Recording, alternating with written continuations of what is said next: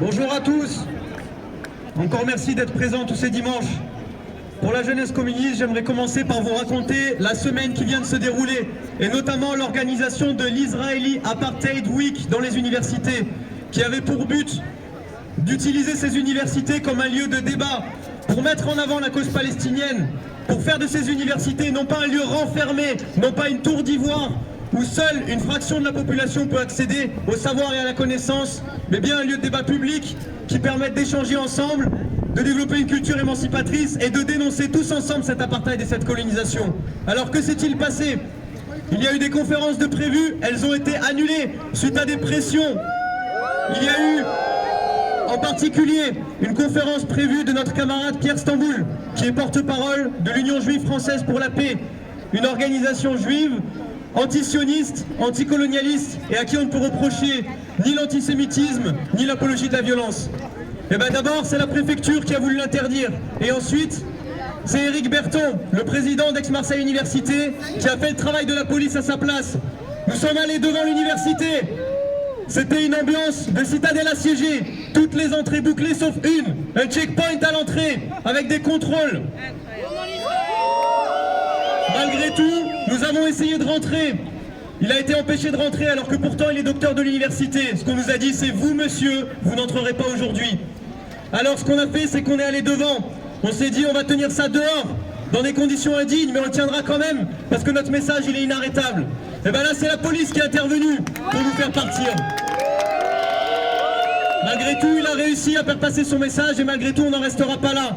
Mais cette répression elle doit être connue et elle doit faire écho à toutes les répressions de toutes les luttes qui ont eu lieu cette semaine-là aussi. J'ai envie de parler du procès qui s'est déroulé ce même jour, des AED qui étaient en lutte, qui dénonçaient le racisme, qui ont fait grève contre la précarité pour un réel statut, pour une reconnaissance de leur travail, et que eux aussi l'État veut condamner.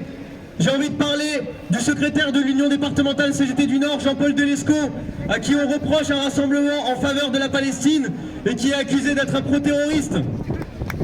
J'ai envie de parler des lycéens du lycée Nord de Marseille qui menaient une initiative mardi pour défendre leur service public. Contrôle d'identité, menace de garde à vue, menace d'amende. La répression elle est partout. La répression elle est partout parce qu'on combat le même système. On combat l'impérialisme, on combat le capitalisme et ils nous attaquent partout.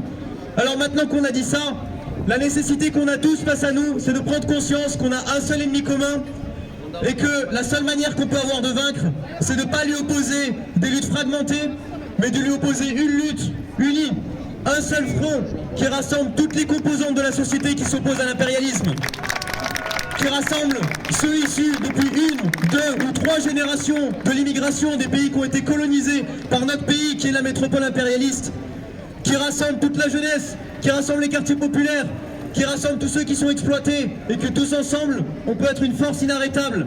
Si on arrête de se voir uniquement en tant que des consommateurs passifs, mais qu'on se reconnaît en tant que ceux qui produisent toutes les richesses, tout ce qui fait tourner la société. Et que ça, c'est notre force inarrêtable. C'est notre nombre et notre capacité à tout détruire.